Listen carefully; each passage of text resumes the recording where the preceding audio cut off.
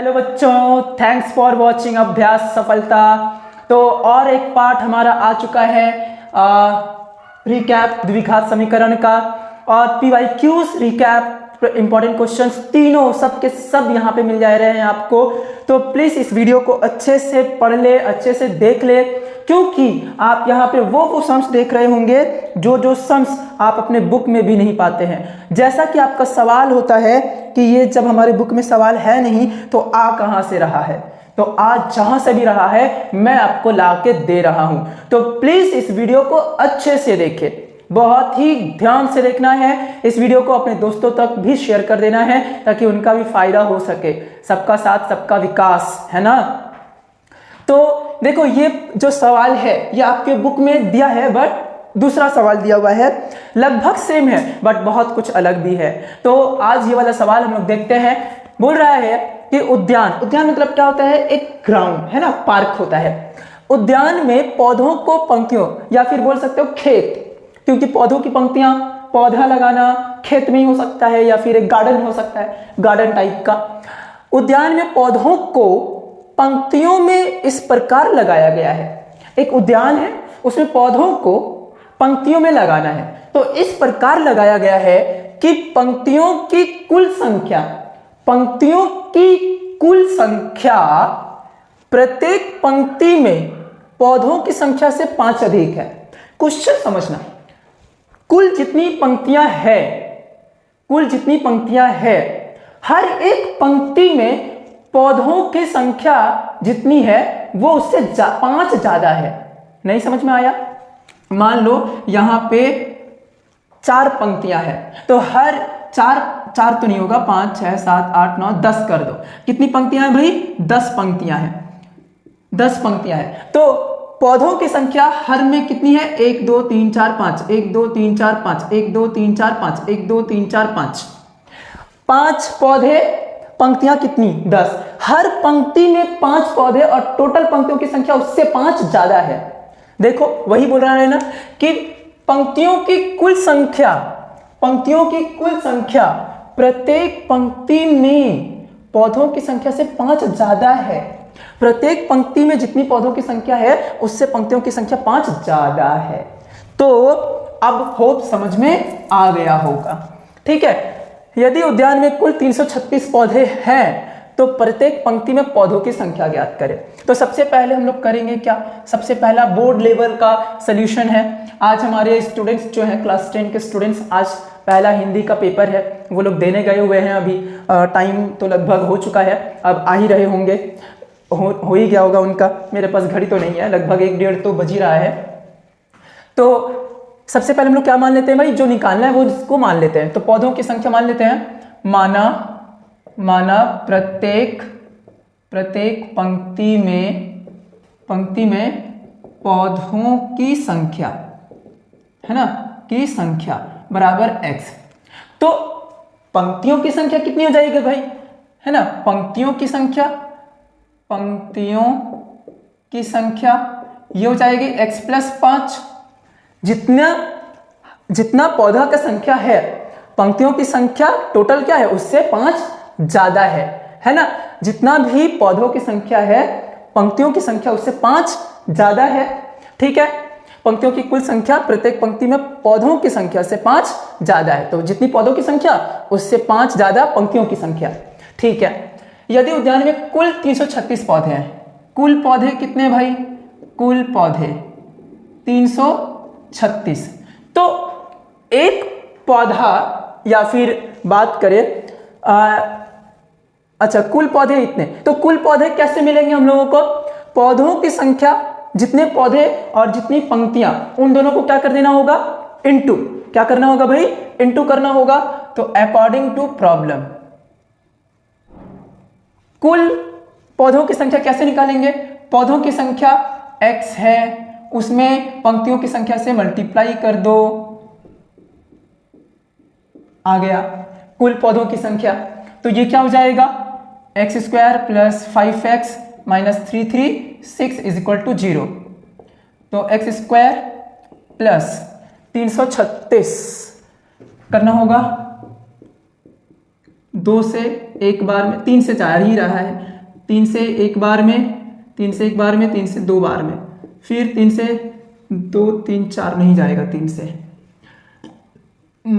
2 से 2 5 10, 2 6 12, 2 से 2 दूनी 4, 2 8 16, 2 से 14, 2 से 7, ठीक है। तो 2 दूनी 4 दूनी 8 दूनी 16, 7 या 21, 21 माइनस 16 5, हाँ आ गया।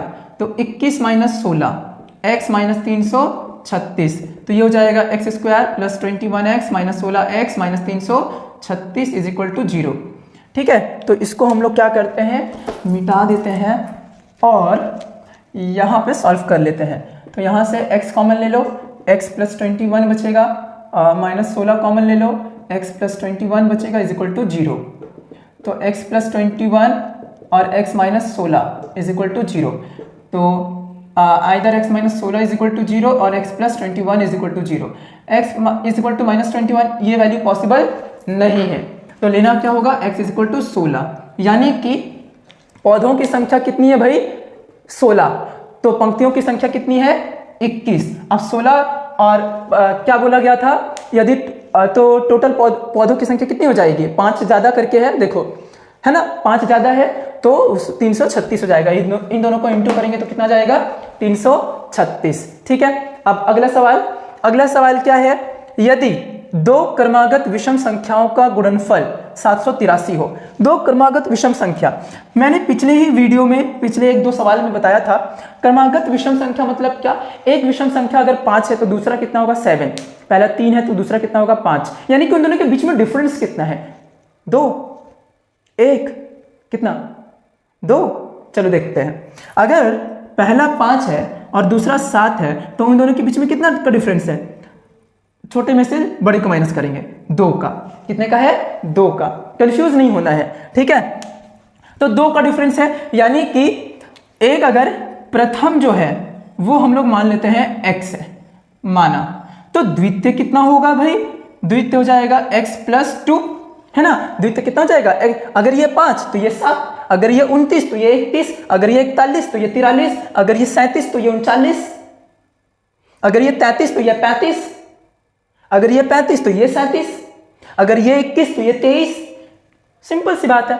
अब इन दोनों का गुणनफल दिया हुआ है, तो ये वाली सवाल आपके लिए मैं छोड़ रहा हूं, आंसर मेरे को कमेंट में बता देना, ठीक है, आंसर मेरे को कमेंट में बता देना। चलिए तो बढ़ते हैं अगले सवाल की तरफ। इस वीडियो में मैं ज्यादा सवाल नहीं बता रहा हूं क्योंकि सारे वर्ड्स प्रॉब्लम है और क्वेश्चन लिखते लिखते यहां से यहां तक लिखते लिखते हाथ का जो हाल होता है मेरा, पूछो मत, बाप रे बाप। चलो बढ़ते हैं अगले सवाल की तरफ। जैसा कि मैंने कहा था कि जो सवाल आज के वीडियो में होने वाले हैं वो बहुत बड़े बड़े हैं, मतलब लिखा हुआ बहुत बड़ा बड़ा है, वर्ड्स प्रॉब्लम है।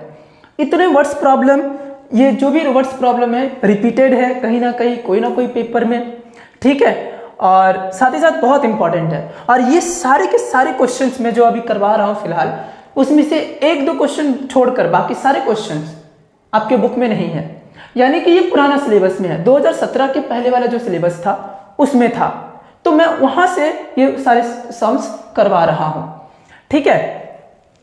तो आप बोलोगे आपको कैसे मिल गया क्वेश्चन, हाँ मुझे मिला, बहुत ढूंढना पड़ा, ऐसे ही नहीं, गूगल पे भी अवेलेबल नहीं है, ठीक है, मुश्किल था ढूंढना, पर कहते हैं ना कि कोशिश करने वालों की हार नहीं होती, अभ्यास कोशिश, तो मैं कोशिश किया फिर जाके मुझे मिला।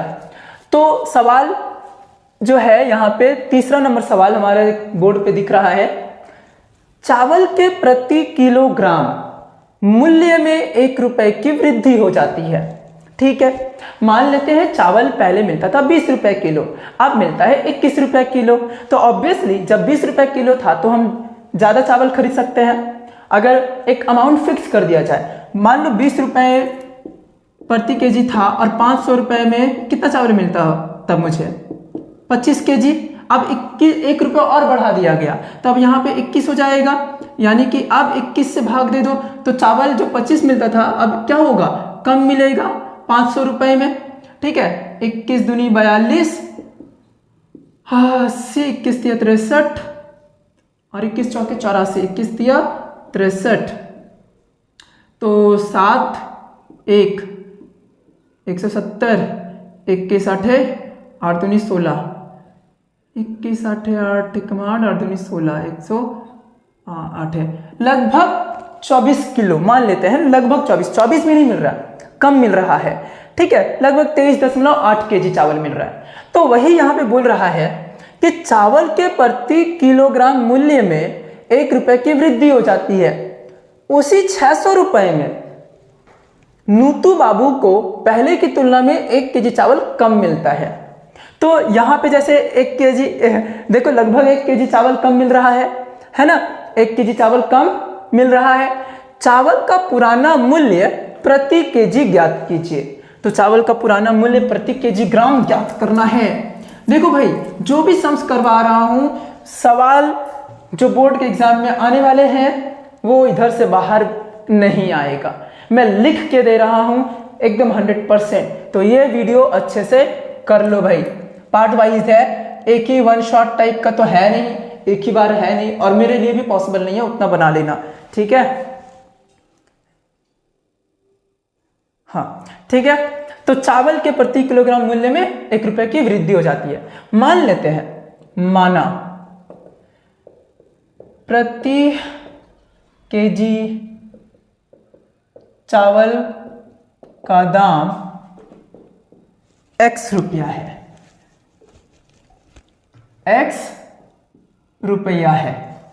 कहने का मतलब है कि x रुपए में x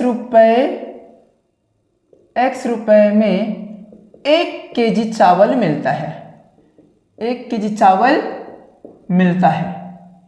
अब अगर x रुपए में एक केजी चावल मिलता है तो मुझे बता 1 रुपया में कितना मिलेगा, 1 रुपए में 1/x केजी चावल मिलेगा। उसी तरह जब वो 600 रुपये में लेता था, जब वो 600 रुपये में लेता था, ये पुराना था, है ना, ये पुराना दाम है, ये कितना क्या है भाई, पुराना दाम, यही हम लोगों को निकालना है। तो x रुपये में 1 केजी चावल लेता था, तो 1 रुपये में 1/x केजी चावल लेता था, तो 600 रुपये में कितना लेता था, देयरफॉर 600 रुपया में 600/x केजी चावल उसको मिलता था, ठीक है। अभी तुमको दिखाया कि 500 रुपये बटा में 20 रुपये, 500 रुपये में 20 रुपया प्रति केजी दाम था, तो 25 किलो मिलता था। वही 600 रुपया में टोटल, 600 रुपया टोटल में बाई में x रुपया प्रति केजी दाम, तो उतना मिलता है, डिवाइड कर देंगे। अब क्या हुआ, चावल का दाम प्रति केजी 1 रुपया बढ़ा दिया गया, चावल का दाम प्रति केजी 1 रुपया बढ़ा दिया गया। इस सवाल का बहुत ही अच्छा सा तोड़ है, ठीक है। मेरा खुद का मोदी खाना दुकान है, मोदी खाना दुकान समझते हो, राशन का दुकान, चावल दाल बिकता है, उसमें आलू बिकता है, मेरा खुद का वो दुकान है। तो मैं वहाँ पे बहुत सालों तक रहा हूँ, काम किया हूँ पापा के साथ, बट अब नहीं करता, ठीक है। तो भाई देखो, अब क्या करते हैं, अब 1 रुपए प्रति केजी बढ़ोतरी, यानी कि अब हम लोग क्या लिखेंगे कि x + 1 kg, ये नया वाला है, ये क्या है भाई, नया वाला है ना, वो पुराना था और ये नया है, नया दाम। x + 1 kg में, सॉरी रुपए में 1 केजी चावल मिलता है। x + 1 रुपए में 1 केजी चावल मिलता है, तो 1 रुपया में कितना मिलेगा, 1 रुपए में 1/x + 1 केजी चावल मिलेगा। उसी तरह अगर मैं 600 रुपए की बात करूं, 600 रुपए की, तो वो कितना मिलेगा, 600/x + 1 केजी चावल। अब अकॉर्डिंग टू प्रॉब्लम देखो, अकॉर्डिंग टू प्रॉब्लम क्या बोल रहा है, सबसे पहले इन दोनों को इक्वेट कर दो, ठीक है। तो 1 केजी चावल कम मिलता था, तो इन दोनों को इक्वेट कर देंगे, 600 बाई में x = 600 बाई में x + 1। मुझे एक बात बताओ, जब दाम बढ़ गया, जब दाम 1 रुपया बढ़ गया, तब 1 केजी चावल इसको कम मिल रहा है, कम मिल रहा है, यानी कि 1 इसमें कम है तो 1 इसमें जोड़ दो। अब दोनों के दोनों क्या हो गए, बराबर, और जब बराबर हो गए तो ये 600 बाई में x माइनस 600 बाई में x plus 1 is equal to 1। 600 यहाँ कॉमन, तो 1 by x minus 1 by x plus 1 is equal to 1। तो एलसीएम ले लेते हैं, x of x plus 1 is equal to 1। आप लोग इसको फटाक से नोट कर लो, मैं मिटाऊंगा, जल्दी से नोट कर लो, फिर समझने में आसानी होगी। ठीक है, चलो अब सुनो। तो ये 600 को क्या कह दिया, इंटू में था, इधर आके डिवाइड हो गया ये। ठीक है, तो x से x कटा, x प्लस 1, x प्लस 1 कटा x माइनस x कट गया, क्या बचा 1 by x square plus x is equal to 1 by 600। देखो क्वाड्रेटिक इक्वेशन बन जाएगा। मैं क्या करता हूं, इन दोनों को उल्टा कर देता हूं, बायां तरफ भी और दायां तरफ भी। जब दोनों ही उल्टा हो जाएंगे तो क्या बचेगा भाई, कैसा दिखेगा ये, 1 बाई एक्स स्क्वायर ये हो जाएगा इज इक्वल टू 600। तो x square plus x minus 600 is equal to 0। LCM आएगा 600 का, 600 का एलसीएम कितना हो जाएगा, 2 से 300, 2 से 150, 2 से 75, 5 से 15, 5 से 3। ठीक है, तो 5 25, 3 दूनी 6 दूनी 12 दूनी 24। तो ये आ जाएगा हमारा x है, x square plus 25 minus 24 x minus 600 is equal to 0। अब क्या करना है भाई, अब इन लोगों को तोड़ना है ब्रैकेट। जब ब्रैकेट तोड़ेंगे तो क्या होगा, x square plus 25x minus 24x minus 600 is equal to 0। x common ले लो, x प्लस 25 माइनस 24 कॉमन ले लो, x plus 25 is equal to 0। x plus 25 और x minus 24 is equal to 0। तो या तो x plus 25 is equal to 0 या फिर x minus 24 is equal to 0। देखो रुपया कभी नेगेटिव में हम लोग नहीं लेते, रुपया कभी नेगेटिव में नहीं ले सकते, तो ये वैल्यू हमारे लिए पॉसिबल नहीं है। तो बचा क्या, x इज इक्वल टू 24, यानी कि पहले 1 केजी चावल का दाम 24 रुपया था। कितना रुपया था, 24 रुपया। अब देखते हैं मजेदार चीज कि जब 600 रुपया में इसको कितना केजी मिलता था चावल, 24 दूनी 48, 12 120 बचे, मतलब 25 केजी। और जब दाम बढ़ा दिया गया, दाम क्या किया गया, 1 रुपया बढ़ा दिया गया, यानी कि 600 बट्टा में अब 25 रुपया प्रति केजी कर दिया गया। तब 600 रुपया में इसको कितना मिल रहा है, 24 केजी। क्या हमने जो सवाल किया वो सही है, एकदम सटीक है। देखो 1 केजी चावल कम लेना पड़ रहा है। पहले जब दाम 24 रुपया था तो 25 मिलता था, 25 केजी, और जब 25 रुपया कर दिया गया तो 24 केजी चावल मिल रहा है। ठीक है, चलो अब हम लोग ये वाले सवाल कर लेते हैं। मिट क्यों गया, चलो देखते हैं। एक क्लब के पास 195 रुपए की निधि है। एक क्लब है, उसके पास 195 रुपए की निधि मतलब क्या होता है, फंड इंग्लिश में कहते हैं उसको, क्या कहते हैं, फंड है 195 रुपए की। इसके अतिरिक्त क्लब का प्रत्येक सदस्य उतने रुपए का योगदान देता है जितनी क्लब में सदस्यों की संख्या है।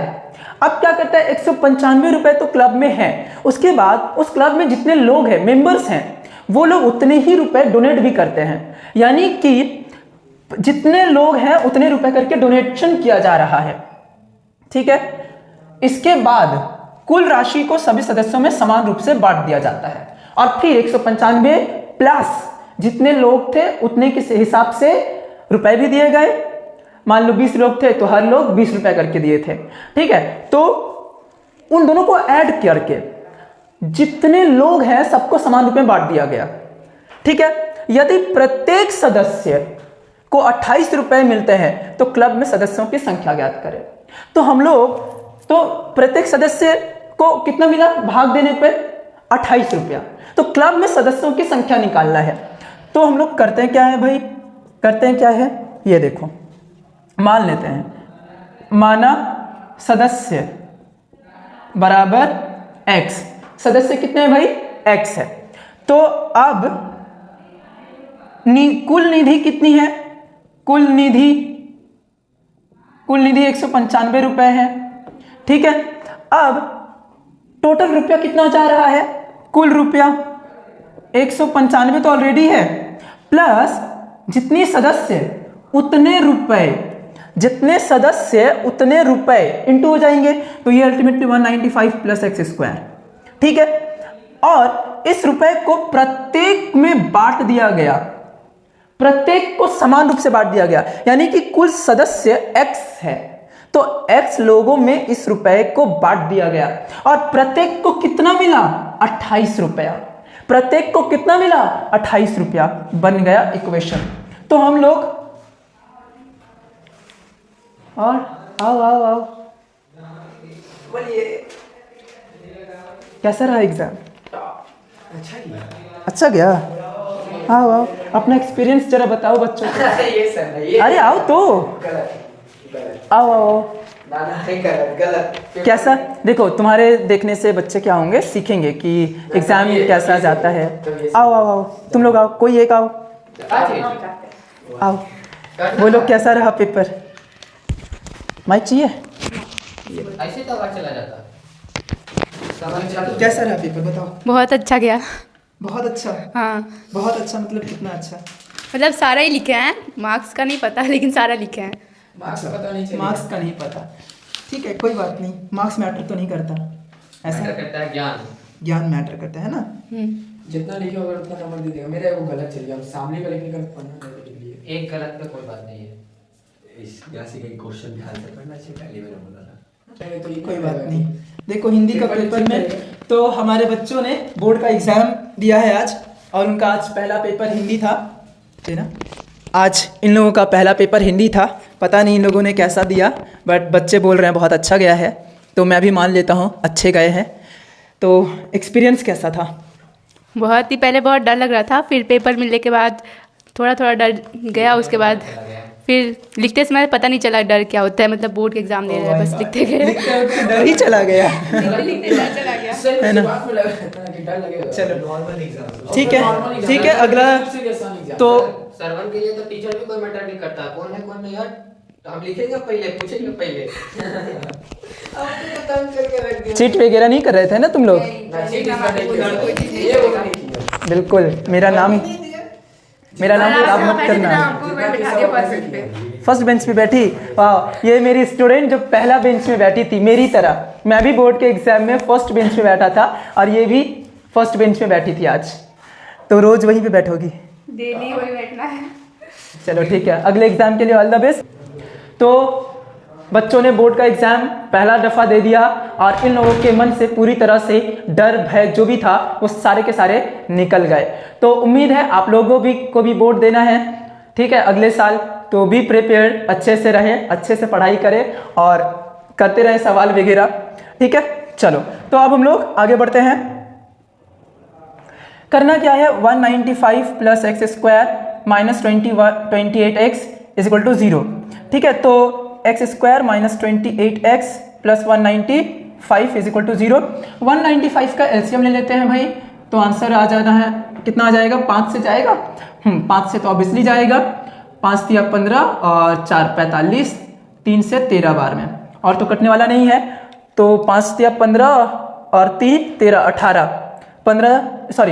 15 प्लस 13 28 होता है। चलो आ गया, तो x square minus 15 plus 13 is plus 195 is equal to 0, ठीक है। तो ये हो जाएगा, यहाँ माइनस होगा, x square minus 15x minus 13x plus 195, ठीक है, इज इक्वल टू 0। तो x common, x minus 15 minus 13 common, x minus 15 is equal to 0। तो x minus 15 x minus 13 is equal to 0। तो या तो x minus 15 is equal to 0 या x minus 13 is equal to 0। तो सदस्यों की संख्या या तो 15 होगी या तो 13 होगी, सदस्यों की संख्या या तो 15 होगी या तो 13 होगी, कोई भी आप बैठाओगे आंसर आ ही जाएगा, इतना, प्रत्येक को 28 रुपये मिलेगा, ठीक है। तो बढ़ते हैं अगले सवाल की तरफ। चलिए, तो इस वीडियो का ये 2 सम्स लास्ट करना है हमें। देखो ये इतना लिखते लिखते बहुत हाथ दर्द करता है भाई, इसीलिए मैं ज़्यादा सम्स नहीं करवा सकता, ठीक है। तो करेंगे अगले वीडियो में, और भी सवाल कर लेंगे हम लोग। मैं ख़त्म करके रहूँगा पूरा का पूरा सम्स, आपको एकदम हारने नहीं दूंगा मैं, ठीक है। अच्छे से कर लेते हैं। तो यहाँ पे बोला ये भी सवाल जो है पूरा का पूरा सवाल हमारे बुक में ही नहीं है, ये पूरा ही सवाल, ठीक है। ये सवाल आपको मिल जाएगा बट ये सवाल नहीं है हमारे बुक में। अब ये सवाल आ जाए तो हम लोग बोलेंगे कि अरे ये कहाँ से आ गया अचानक से। चलो देखते हैं सॉल्यूशन, ठीक है। बोला यदि किसी धनात्मक पूर्ण संख्या का धनात्मक वर्गमूल, कितना इंटरेस्टिंग है ना, धनात्मक वर्गमूल उससे घटा दिया जाए तो 110 प्राप्त होता है। धनात्मक पूर्ण संख्या निकाले। एक धनात्मक पूर्ण संख्या है और उस पूर्ण संख्या से उसका वर्गमूल को घटा देना है, तो आंसर आता है 110। ध्यान से सुनना। तो मान लेते हैं, माना जो धनात्मक संख्या वो हम लोग मान लेते हैं x है। क्या है भाई? x।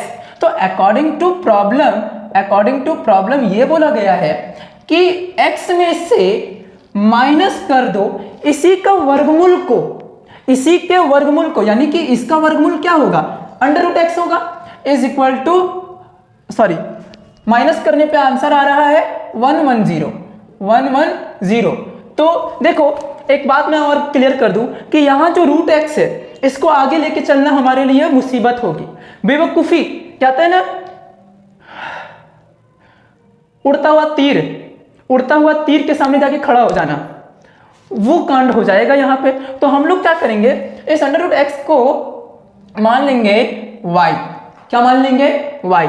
अब इस √x जो है, रूट जो है उधर जाएगा तो ये y² हो जाएगा, यानी कि माना है ना √x = y, तो x = y²। तो जहां x है वहां y² बिठा दो, y² हो जाएगा, माइनस √x की जगह y, माइनस 110 = 0। तो y² -11 -10, ये भी करने की बात है? बताओ यार, आप लोग खुद ही नहीं कर लोगे ये वाली कहानी? तो ये हो जाएगा y² -11y plus 10y minus 110 = 0। तो y common, y -11 plus 10 common, y -11 = 0। तो y -11 y प्लस 10 = 0। तो y का वैल्यू 11 होगा और y का वैल्यू -10। लेकिन ये वैल्यू पॉसिबल नहीं है। क्यों? क्योंकि संख्या धनात्मक है।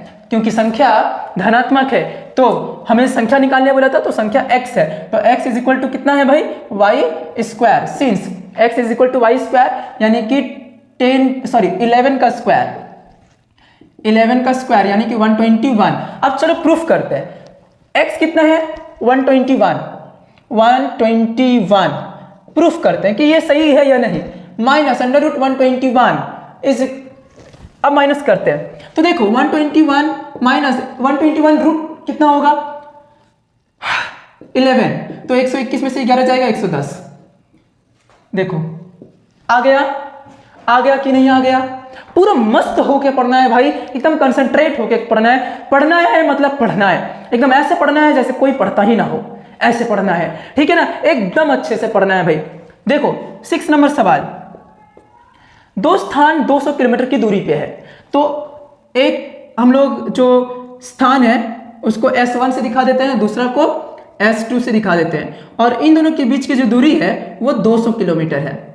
इन दोनों के बीच की दूरी कितनी है? 200 किलोमीटर, ठीक है। एक जीप को एक स्थान से दूसरे स्थान तक जाने में मोटर कार की अपेक्षा 2 घंटा कम समय लगता है। वाह, एक जीप है और एक मोटर कार है, दोनों चाहता है। तो जीप को एक स्थान से दूसरे स्थान तक जाने में मोटर कार की अपेक्षा 2 घंटा कम समय लगता है।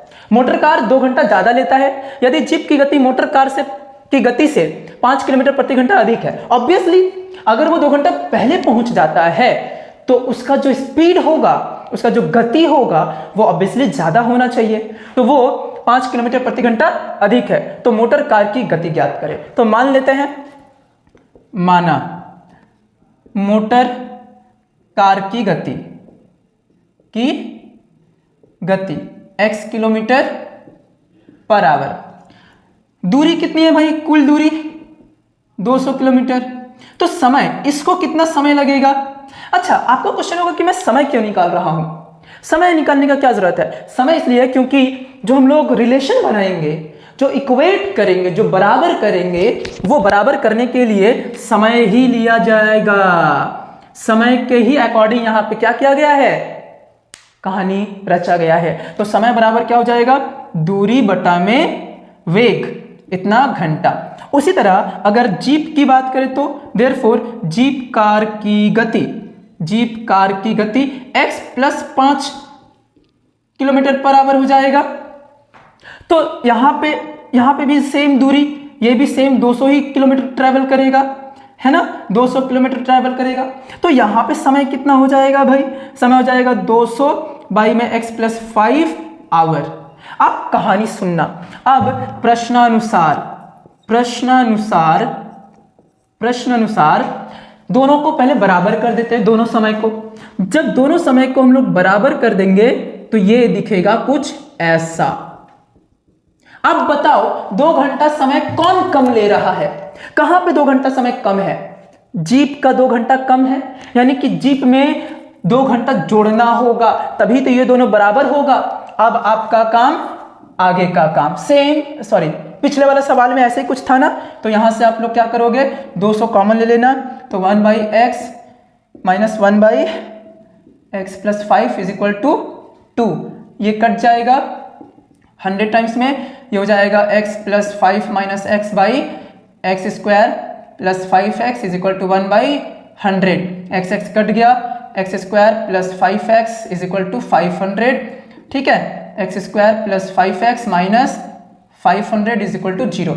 अब यहां से आगे आपका काम है, आप अगला काम खुद से कर लेना, तो इसको आप लोग फटाक से नोट कर लो, ठीक है, हो गया नोट। चलो तो मिलते हैं अगले वीडियो में, और भी जल्दी एकदम फटाक से आ जाएगा अगला वीडियो, ज्यादा लेट नहीं होने वाला है, आप लोग बस थोड़ा सा वेट कर लो, थोड़ा सा मतलब बहुत 2 दिन 3 दिन भी नहीं, जस्ट 1 दिन का गैप। आज 2 फेब है, कल 3 फेब को वो भी वीडियो आ जाएगा।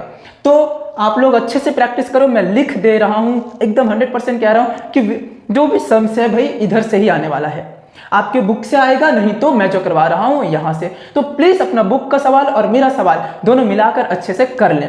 तो मिलते हैं अगले वीडियो में, तब तक के लिए वीडियो देखते रहो।